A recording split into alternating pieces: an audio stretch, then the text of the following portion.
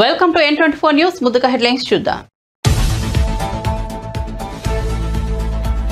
విజయనగరం జిల్లా బొబ్బిలిలో రా కదిలిరా సభ. వాడివేడిగా ప్రసంగించిన చంద్రబాబు, సీఎం జగన్ పై నిప్పులు చెరుగుతూ ప్రసంగం.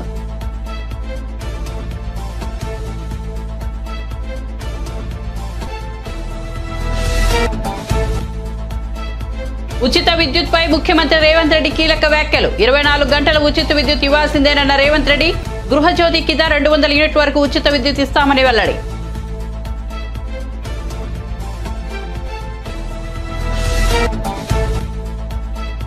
సీఎం జగన్ ను కలిసిన ఎంపీ కేసినేని నాని. తాడేపల్లి క్యాంపు కార్యాలయంలో సీఎంతో సుదీర్ఘ చర్చ. చంద్రబాబు పచ్చి మోసగాడంటూ వ్యాఖ్యలు.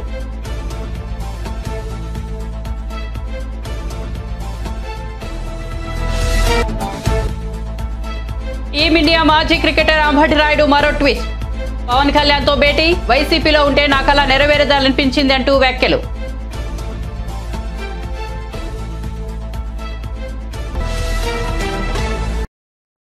ఇక వార్త వివరాల్లోకి వెళ్తే రైతులకు 24 గంటల ఉచిత విద్యుత్ ఇవ్వాల్సిందేనని ముఖ్యమంత్రి రేవంత్ రెడ్డి అన్నారు. బుధవారం సాయంత్రం ఆయన సచివాలయంలో అధికారులతో విద్యుత్ శాఖపై సమీక్ష నిర్వహించారు.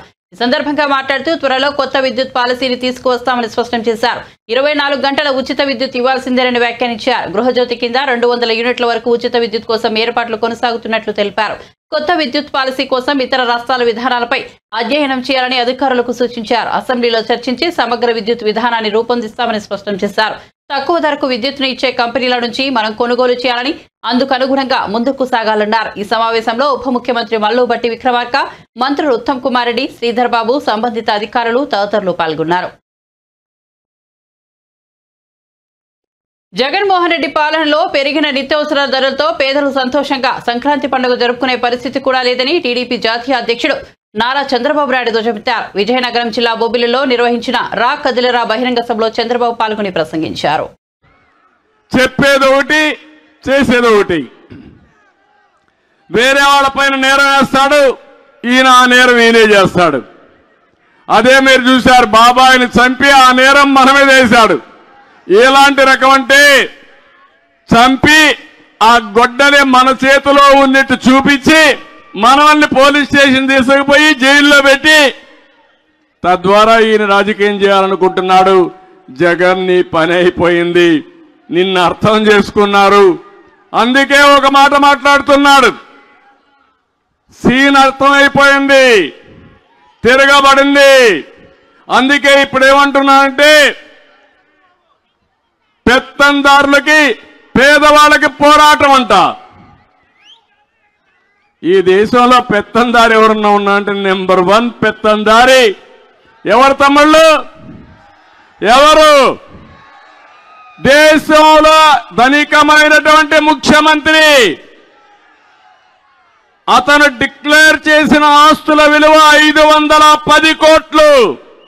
దేశంలో అందరూ ముఖ్యమంత్రులు, కేంద్ర మంత్రులు అందరూ కలుపుకుంటే 510 కోట్లు కూడా లేదు. పాపం జగన్ ఎంత పేదవాడంటే ఆయనకి ఎక్కడ ఇల్లు కూడా లేదు. ఉందా ఇల్లు? డ్రాయర్ కూడా లేదు కదా, ప్యాంటు షర్టే కదా, డ్రాయర్ కూడా లేదు. చాలా పేదవాడు. భిక్షం అడుగుతున్నాడు, గిన్నె పట్టుకొని ఎవ్రీడే భిక్షం అడిగి ఆ భిక్షంలో వచ్చే డబ్బులు భోంచేస్తున్నాడు. పేపర్ లేదు, టీవీ లేదు, ఇల్లు లేదు. పాపం చాలా పేదవాడు. తల్లి లేదు, చెల్లెలు లేదు, బాబాయ్ లేడు, తండ్రి లేడు. ఏ తమ్ముళ్ళు, అవునా కాదా? వాస్తవేనా? ఒకప్పుడు చెప్పాడంట మా నాన్న, లేకుంటే ఇలాంటి మాటలు చెప్పి తప్పులు వీళ్లే చేసి ఆ నెపాలు వేరే వాళ్ళ మీద వేసే రకం వెళ్ళు. అందుకే ఇలాంటి వాళ్ళకి పరిపాలించే అర్హత లేదు. ఈరోజు మీరు చూడండి, ఎవరైనా మాట్లాడితే వాళ్ళ మీద పోలీసులు విరుచుకుపడిపోతారు, కేసు పెట్టేస్తారు. కానీ అన్యాయం మాత్రం వీళ్ళకి కనపడదు. కనపడుతుంది, మనసు ఉంది, కానీ మనసు పని చెయ్యదు. ఎందుకు? వీళ్ళకి భయం. వీళ్ళ మెడ మీద కత్తి పెట్టాడు, ఏసీబీ రైడ్స్ పెట్టాడు.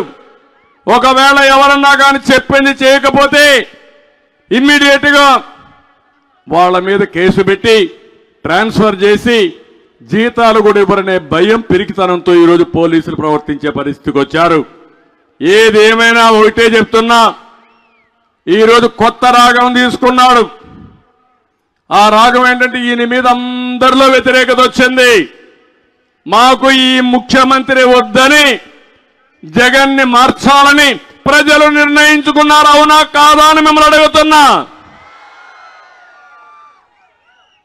ఏపీ ఎయిడ్స్ జగన్ రాష్ట్రం అతను అసహించుకుంటా ఉంది. ఈ సమయంలో జగన్ అనుకుంటున్నాడు ఎమ్మెల్యేలు మార్చేస్తే తప్పంతా నా మీద కాకుండా వాళ్ళ మీద పోతుంది అనుకుంటున్నాడు. మీ కాకినాడలో 3 ఎమ్మెల్యేలు మార్చేశాడు, 7 మందిలో. అవునా కాదా? మార్చాడా లేదా? ఇంకా 80 మందిని మారుస్తాడంట. అంటే 80 సీట్లు గోయిందా మనమే గెలిచాం. విజయవాడ ఎంపీ కేశినేని నాని తాడేపల్లి వచ్చి క్యాంపు కార్యాలయంలో సీఎం జగన్ ను కలిశారు. సీఎంతో సమావేశం అనంతరం కేశినేని నాని మీడియాతో మాట్లాడారు. 4వ తేదీ నుంచి జరుగుతున్న పరిణామాలు ఏంటో అందరికీ తెలుసు. లోక్సభకు రాజీనామా చేసి ఆ తర్వాత పార్టీకి కూడా రాజీనామా చేస్తానని చెప్పారు. నేను 2013 జనవరి 16వ తేదీ నుంచి విజయవాడ పార్లమెంట్ స్థానం ఇన్ఛార్జిగా అభ్యర్థిగా టీడీపీ కోసం కష్టపడ్డారు. ఆ రోజు నుంచి ఈ రోజు వరకు నేను పార్టీ కోసం కష్టపడిన తీరు మీ అందరికీ తెలుసునని పేర్కొన్నారు. సో ఇవన్నీ చూస్తే చంద్రబాబు మోసగాడని చెప్పి ఈ ప్రపంచానికి తెలుసు. కానీ ఇంత పచ్చి మోసాలు చేస్తా, దగాలు చేస్తా, కుటుంబాల మధ్య చిచ్చు పెడతా ఈ రకంగా చేయడం అనేది భావ్యం కాదు. సరే, ఆ రోజు రాజీనామా లేక సబ్మిట్ చేస్తా అని చెప్పి ఇవాళ మెయిల్లో పంపిస్తాను స్పీకర్ గారికి. అట్లాగే నా పార్టీ రాజీనామా లేక కూడా అది పంపించగానే ఇది కూడా పంపిస్తారు. అట్ ది సేమ్ టైం మర్యాదపూర్వకంగా మన ముఖ్యమంత్రి గారిని కలవడం జరిగింది.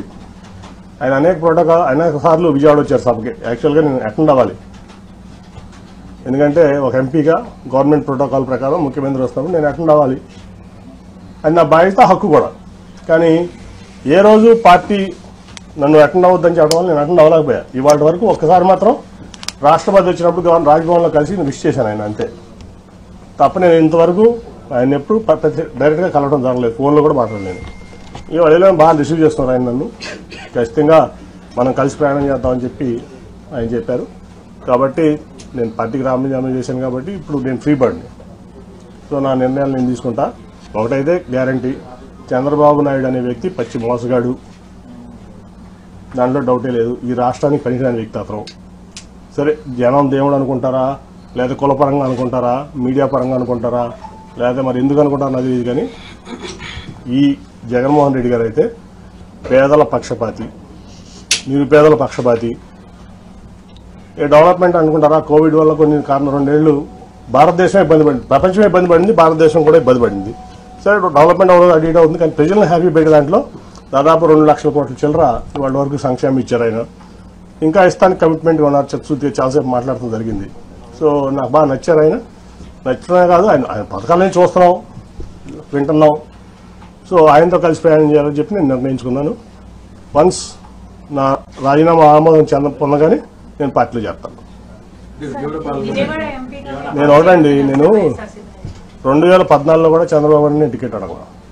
ఎప్పుడు కూడా ఆయన గేట్ ముందు నుంచున్నా, డోర్ ముందు నుంచున్నా, నేను ఎప్పుడు చంద్రబాబు అని టికెట్ అడగల. 19 అడగల. అట్లా నేను ఆయన కూడా ఎప్పుడు టికెట్ అడగను. నాకేంటంటే నాకు విజయవాడ అంటే పిచ్చ ప్రేమ. మీ అందరికి కూడా తెలుసు అది ఆ విషయం. విజయవాడ అంటే పడి చచ్చిపోతాను నేను. నాకు కావాల్సిన విజయవాడ డెవలప్మెంట్, విజయవాడ ప్రాంత ప్రజలు మంచి చేయడం. అందుకే టాటాను తెచ్చిన, గట్టిగా ఆయన కాళ్ళు పట్టుకుని నువ్వు వద్దు చంద్రబాబు నాయుడు గారు. ఆఖరికి విమానాశ్రయం కూడా నేనే చేసిన. ఎందుకంటే ఆయన 5,000 ఎకరాల్లో ఇక్కడ కట్టుకుందాం అనుకున్నాడు ఈ నాగార్జున యూనివర్సిటీ దగ్గర. సార్ అది అవ్వదు, తన ముందు మన మినిస్టర్ ఉన్నాడు, సివిల్ ఏవియేషన్ సెంటర్ ఒప్పుకుంటుంది జైట్లీ గారు వాళ్ళు. అంటే నాకు సపోర్ట్ ఆ రోజు వెంకయ్యనాయుడు గారు, సుజనా చౌదరి గారు. లేకపోతే ఆ ఎయిర్పోర్ట్ కూడా ఉండేది కాదు.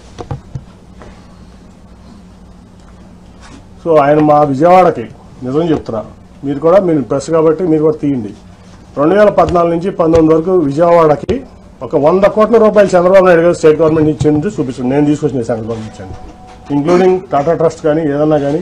అరుణ్ గారికి తెలుసు టాటా ట్రస్ట్ అంత చేసాం మేము ప్రాంతంలో, అన్ని విలేజెస్లో. అలాగే ఫ్లైఓవర్స్ కానీ ఏదన్నా కానీ అది నేను కేంద్రం నుంచి తెచ్చింది. ఆయన ఒక 100 ఆయనకి విజయవాడ పట్ల చిత్తశుద్ధి లేదు. ఆయన ఏంటంటే షాజహాన్ తాజ్మహల్ కట్టాడు, నేను అమరావతి కట్టాను. షాజహాన్ తాజ్మహల్ కట్టాడు కదా. ఎవరు కట్టారు తాజ్మహల్ అంటే షాజహాన్. అమరావతి ఎవరు కట్టారంటే చంద్రబాబు నాయుడు కట్టాలన్నా. ఇది తప్ప విజయవాడ పట్ల ఆయన చిత్తశుద్ధి లేదు, నాకు తెలిసి ఎప్పుడు. అది ఒక 100 కోట్లు కూడా. టీమిండియా మాజీ క్రికెటర్ అంబటి రాయుడు రాజకీయాల్లోనూ తొందరపాటు నిర్ణయాలు తీసుకుంటున్నారు. అనాలోచిత నిర్ణయాలు, ముక్కుసూటితనంతో క్రికెట్తో అనేక ఇబ్బందులు ఎదుర్కొన్న అంబటి రాయుడు రాజకీయాల్లోనూ అదే తరహా శైలితో దూకుడు కనపరుస్తున్నారు. ఇటీవల AP CM YS Jaganmohan Reddy సమక్షంలో వైఎస్ఆర్సీపీ పార్టీలో చేరిన రాయుడు 10 రోజుల్లోనే ఆ పార్టీకి గుడ్ బై చెప్పారు. తాను ఆశించిన సీటు దక్కలేదని, దాంతోనే పార్టీ నుంచి తప్పుకున్నాడని ప్రచారం జరగ్గా రాయుడు మాత్రం రాజకీయాల నుంచి స్వల్ప విరామం తీసుకుంటున్నట్లు ప్రకటించారు. దుబాయ్ వేదికగా జరిగే ఐపీఎల్ T20లో ముంబై ఇండియన్స్ తరపున బరిలోకి దిగేందుకు సిద్ధమవుతున్నారని, ప్రొఫెషనల్ క్రికెటర్గా కొనసాగుతున్నప్పుడు రాజకీయాలకు దూరంగా ఉండాలని, దాంతో వైఎస్ఆర్సీపీని వీడుతున్నట్లు తెలిపారు. ఈ ప్రకటన ఇచ్చిన 24 గంటల్లోనే జనసేన అధినేత పవన్ కళ్యాణ్తో అంబటి రాయుడు భేటీ అయ్యారు.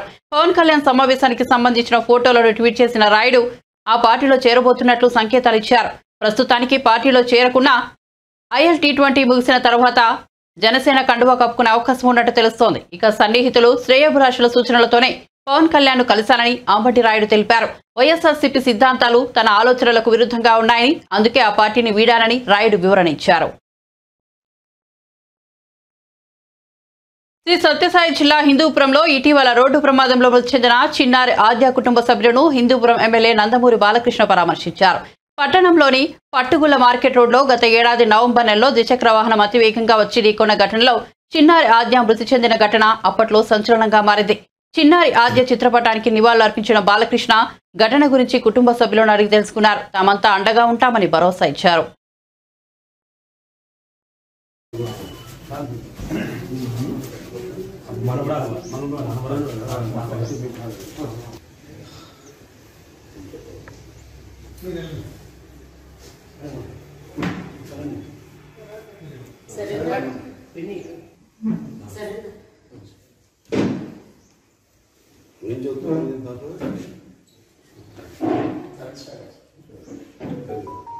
అన్నింటిలోనూ ఫస్ట్ సార్, ప్రతి విషయంలోనూ క్లాస్లో ఇప్పటివరకు ఫస్ట్ ర్యాంక్ తప్ప వేరే ఏమి లేవు. తల్లిదండ్రులు సంపాదించింది నిజంగా మేము ఉన్నప్పుడు బాగా నియంత్రించాం. మన ట్రాఫిక్ పోలీస్ స్టేషన్ ఉమెన్స్ మహిళల పోలీస్ స్టేషన్ దాంతో టీవీలు పెట్టి ఎక్కడెక్కడ మానిటరింగ్, ప్రతి వార్డు కూడా మానిటరింగ్ కూడా మరి సింగిల్ వీల్ డ్రైవింగ్ సార్, అంత KTM బైక్స్ విపరీతం ర్యాష్ డ్రైవింగ్. మేము చాలా సార్లు కౌన్సిల్ కూడా చెప్పాము సార్, స్పీడ్ బ్రేకర్స్ ఎక్కడికక్కడ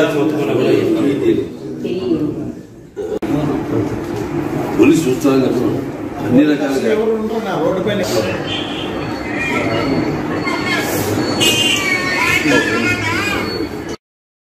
మాజీ మంత్రి దగ్గుపాటి వెంకటేశ్వరరావు కీలక వ్యాఖ్యలు చేశారు. ప్రస్తుత పరిస్థితుల్లో ఎన్నికల్లో పోటీ చేసేందుకు టికెట్ రాని వాళ్లంతా అదృష్టవంతులని పేర్కొన్నారు. బాపట్ల జిల్లా కారంచేడు మండలం కుంకలమరులో రుద్రభూమి మహాప్రస్థానం ప్రారంభోత్సవంలో ఆయన పాల్గొన్నారు. ఎన్నికల్లో గెలిచేందుకు కోట్లు ఖర్చు చేయాల్సిన పరిస్థితి నెలకొందని చెప్పారు. గెలిచినా ప్రజలకు సేవ చేసే అవకాశం లేకుండా పోయిందని అభిప్రాయపడ్డారు. 5 సంవత్సరాలు గెలిచిన తర్వాత కార్యక్రమాలకు అటెండ్ అవుతూ మళ్ళీ 5 సంవత్సరాల తర్వాత మళ్ళీ 2,000 ఇస్తారా 3,000 ఇస్తారా అని 40 కోట్లు 30 కోట్లు 50 కోట్లు తీసుకురావడం, ఆ డబ్బుని మళ్ళీ సంపాదించడం అనేటటువంటిది ఇంతకుముందు కొంత సంపాదించేటటువంటి అవకాశం ఉందేమో ఎమ్మెల్యేలకి. లేటెస్ట్ ట్రెండ్ ఏంటంటే, లేటెస్ట్ ట్రెండ్ ముఖ్య ఎవరైతే పార్టీకి అధిపతిగా ఉన్నారో వాళ్ళు ఈ ఎమ్మెల్యేలు ఈ ఎంపీలు ఉత్సవగ్రహాలు చేసి ఇసుకలో వస్తుందా, మధ్యలో వస్తుందా, మైల్లో వస్తుందా, వాళ్ళకి సెంట్రలైజ్ చేసి ఎవరు అందరూ ఇదే కార్యక్రమం. ఈ భారతదేశంలో ఈ సింగిల్ మ్యాన్ పార్టీస్ ఉన్నాయే, వీళ్ళంతా కూడా ఇటువంటి కార్యక్రమాలు చేసి వాళ్ళు ఏదైనా ఎమ్మెల్యేలు అయితే కాస్త ఊళ్ళల్లో ఏదైనా పని చేసామో లేకపోతే వాళ్ళ దగ్గర వాళ్ళకి సహాయపడ్డాము అని గౌరవంగా ఉండటానికి ఒక ఎమ్మెల్యే ప్రయత్నం చేస్తాడు, ప్రజాప్రతినిధిగా ఉంటానికి చేస్తాడు. ఇవాళ అవకాశం కూడా లేకుండా పోయింది. ఆ ప్రతినిధి ఎందుకు వచ్చానా గెలిచిన తర్వాత నేను ఇవాళ ఒక మాట చెప్తాను మీకు. ఎవరికైతే టికెట్లు రావో నా ఉద్దేశం ప్రకారం వాళ్ళు అదృష్టవంతులు. 30 కోట్లు 40 కోట్లు మిగిలినట్టే వాళ్ళ జీవితంలో సంపాదించుకున్నటువంటిది వాళ్ళ బిడ్డలకి రోడ్లు పడేసేటటువంటి కార్యక్రమం తప్పితే ఈ ఎమ్మెల్యేలుగా నిలబెట్టడం అయిన తర్వాత ఇది సంపదంతా ఒకచోటకే వెళ్ళిపోద్ది. ఇదివరకు ఏదో ఎమ్మెల్యేలు సంపాదించుకుంటున్నాము లేకపోతే అనేటటువంటి ఉంది, మళ్ళీ ఖర్చు పెట్టడానికో లేకపోతే. ఇవాళ అది పోయింది, ఆ సిస్టమ్ పోయింది. ఎందుకు నిలబడాలి? కాబట్టి ఓడిపోయినాడు అక్కడ ఏడుస్తాడు, గెలిచినాడు ఇంటికి పోయి ఏడుస్తాడు. ఇది పరిస్థితి. కాబట్టి ఈ మధ్యలో మేము ఇవ్వలేము. ఎవరినో దూషించడానికి కాదు, ఎవరి మీద కక్షతో చెప్పేటటువంటి విషయం కాదు.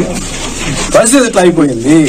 ఈ పరిస్థితుల్లో మనకు వద్దురా భగవంతుడు మాకు ఏం చేశాడని మనం చెప్పాను. అది రకరకాలుగా అనుకున్నారు.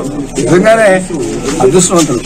ఎవరికైతే టికెట్ రాదో వాళ్ళు నిజంగా అదృష్టవంతులు అని చెప్పి నేను మనస్ఫూర్తిగా భావిస్తూ భగవంతుడు ఈ నిజమైనటువంటి ప్రజాప్రతినిధులను కాపాడమని చెప్పి ప్రజల కోసం పోరాడేటటువంటి వాళ్ళని ఇటువంటి అవకాశాన్ని ఇచ్చి బయటికి పంపించమని చెప్పి భగవంతుడు ప్రార్థిస్తారు.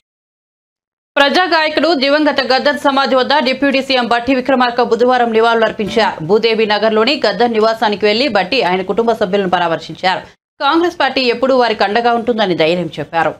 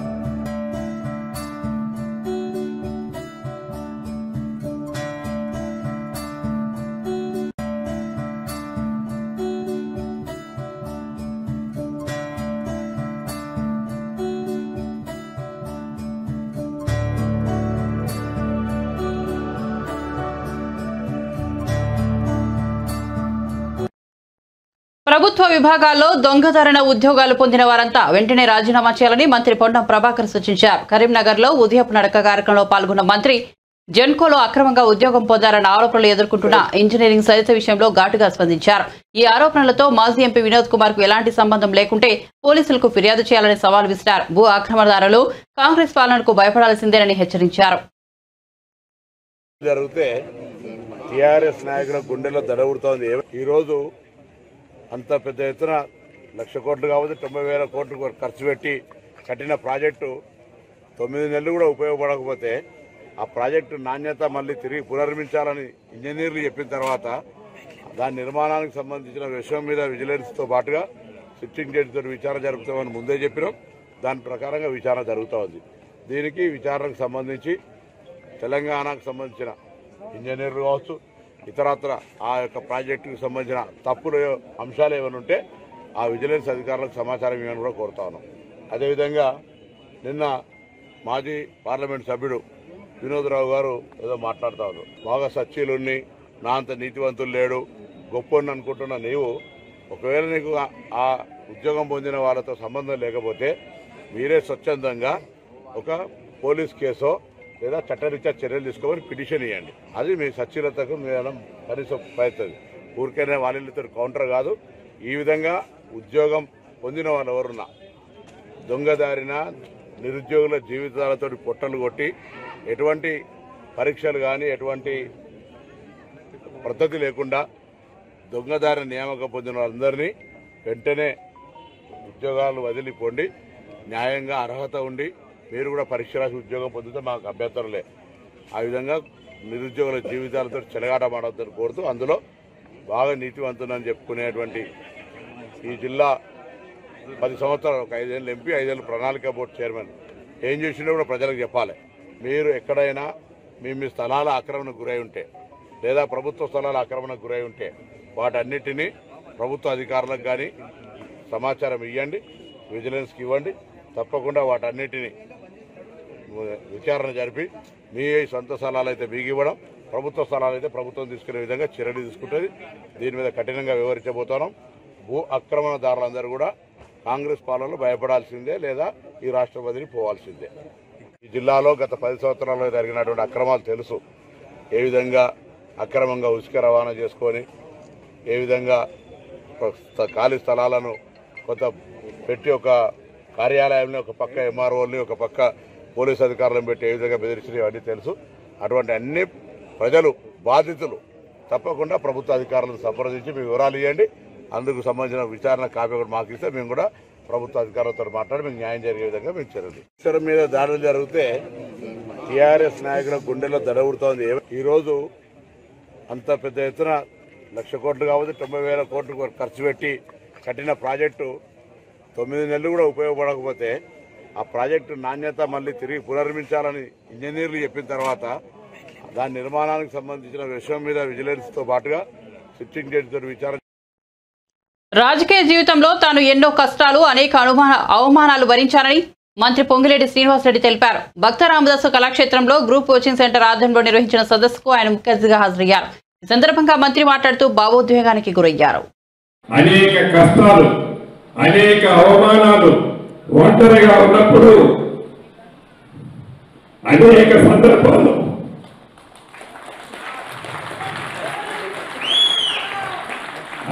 సందర్భాల్లో కన్నీరు నా కార్యకర్తలు, నా నాయకులు పెట్టుకున్నప్పుడు వారి ముందు నేను బాధపడితే వారు బాధపడతారని దిగమింగుకొని ఒంటరిగా ఉన్నప్పుడు ఆ కన్నీరు కార్చుకునేవాడిని.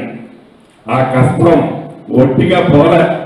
ఇది మీకు ఎందుకు చెప్తున్నానంటే ప్రతి కష్టం వెనక సుఖం ఉంటుంది, ప్రతి సుఖం వెనక కష్టం ఉంటుంది. పుడతా పుడతా ఎవడు లక్షాధికారి కాడు, పుడతా పుడతా పదవులతో ఏ ఒక్కడు పుట్టడు. మనము నడిచే నడక, మన ప్రవర్తన, మన మంచితనం ఎప్పటికీ మనకి శ్రీరామ లక్ష్యలాగా ఉంటాయి. దాన్ని మీరు అందరూ మనసులో పెట్టుకొని కష్టం వచ్చినప్పుడు దిగమిగుకుందాం, సుఖం వచ్చినప్పుడు. ఈరోజు నేను రాష్ట్రంలో ఒక ప్రధానమైన మంత్రిలో చాలా ఉన్నతమైన స్థానంలో ఉన్నా. ఇంతమందిలో ఈ రోజు ఎందుకు ఎమోషనల్ అయ్యారంటే ఆ రోజైతే దానికి అర్థం లేదు. ఈ రోజైతే ఆ ఎమోషనల్ అర్థం ఏంటో మీరు అందరూ గ్రహిస్తారని ఇక్కడ అయ్యా. ఆ రోజు నేను బాధపడితే నా ఎమ్మటున్న లక్షలాది మంది అభిమానులు భీమోరం అవుతారు. అందుకే ఆ రోజు ఎప్పుడో కూడా నేను కన్ను ఇంత కూడా చెమ్మగిల్లనేలే. ఈరోజు ఇందాక అన్నట్లు ఇదే అధికారులు అనేక మంది నన్ను నమ్ముకున్న వాళ్ళని ఇబ్బంది పెట్టారు. అక్కడ దాకా ఎందుకు, ఇదే కిరణ్ తమ్ముడు సత్తుపల్లిలో మిత్రులతో ఏదో నిరుద్యోగ యువతతో ఒక మంచి మీటింగ్ పెడితే ఆ మీటింగ్ లో ఆనాడున్న అధికారులు వాళ్ళే ఇప్పుడున్నారు. తన మీద అనేకమైన కేసులు బుక్ చేశారు. అంటే బిక్కు బిక్కుమనుకుంటా నా ఎమ్మడి తిరిగే కార్యకర్తలు, అభిమానులు కూడా ఆనాడు గడిపారు.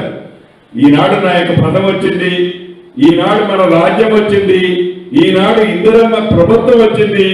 ఇందిరమ్మ ప్రభుత్వంలో స్వేచ్ఛమైన గాలి పీల్చుకుంటున్నాం. స్వేచ్ఛగా మనందరం, అరాచకత్వం ఉండదు, మనసుని నొప్పించేది ఉండదు, మంచి పరిపాలన, స్వేచ్ఛ. ప్రతి ఒక్క వ్యక్తి స్వచ్ఛందంగా మంత్రిని గాని, ముఖ్యమంత్రి గారిని గాని, అధికారులు గాని చొరవగా పోయి వారి కష్టాలు చెప్పుకునే అవకాశం ఈనాడుంది. అదే గడిచిన ప్రభుత్వంలో 10 సంవత్సరాలు అది లేదు. అది లేదు కాబట్టే మార్పు కావాలని ప్రజలు కోరుకున్నారు. కాబట్టి ఆ మార్పు తెచ్చే దాంట్లో మీ అందరి సహకారంతో నాలాంటి అనేక మంది నాయకుల కష్టాల ఫలితం మీ అందరి సహకారం. ఈనాడు తెలంగాణ రాష్ట్రంలో ఇందిరమ్మ రాజ్యం. ఈ ఇందిరమ్మ రాజ్యంలో మీకు ఇచ్చిన నా నిరుద్యోగ తమ్ముళ్ళకి ఇచ్చిన హామీలు 100% ఎన్ని తిరుపతి జిల్లా శ్రీకాళహస్తీశ్వర ఆలయాన్ని ప్రముఖ సినీ నటుడు సుధీర్ బాబు కుటుంబ సమేతంగా దర్శించుకున్నారు. రాహు కేతు సర్పదోష నివారణ పూజలను చేయించారు. శ్రీ జ్ఞాన పరశురాంబికాదేవి సమేత శ్రీ వాయులింగేశ్వర స్వామివారిని దర్శించుకున్నారు. అనంతరం వారికి స్వామివారి తీర్థ ప్రసాదాలను అందజేశారు.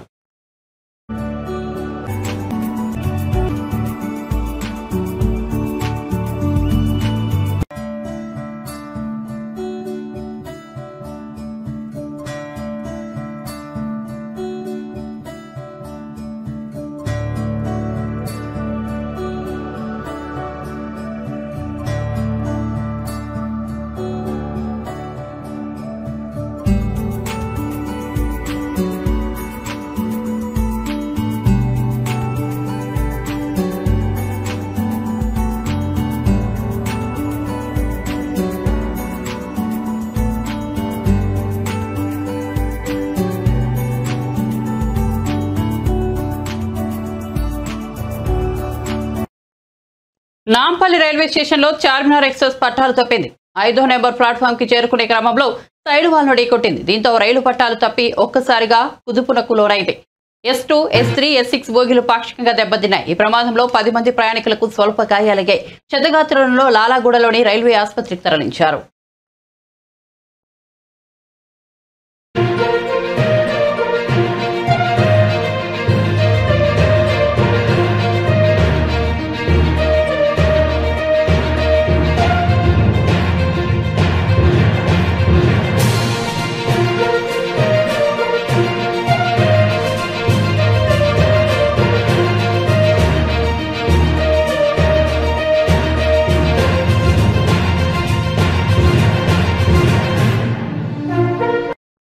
బులెటిన్ ముగించే ముందు హెడ్లైన్స్ మరోసారి చూద్దాం. విజయనగరం జిల్లా బొబ్బిలిలో రా కదిలిరా సభ వాడివేడిగా ప్రసంగించిన చంద్రబాబు, సీఎం జగన్ పై నిప్పులు చెరుగుతూ ప్రసంగం.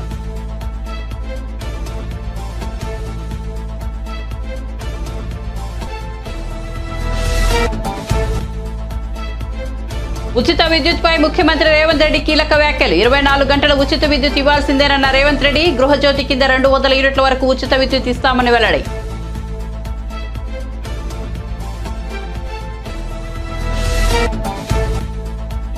సీఎం జగన్ ను కలిసిన ఎంపీ కేసినేని నాని. తాడేపల్లి క్యాంపు కార్యాలయంలో సీఎంతో సుదీర్ఘ చర్చ. చంద్రబాబు పచ్చి మోసగాడంటూ వ్యాఖ్యలు.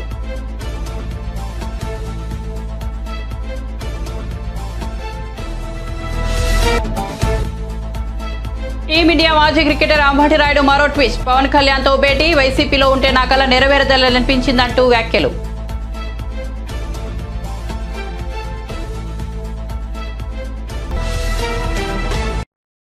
మరిన్ని అప్డేట్స్ కోసం చూస్తూనే ఉండండి N24 న్యూస్.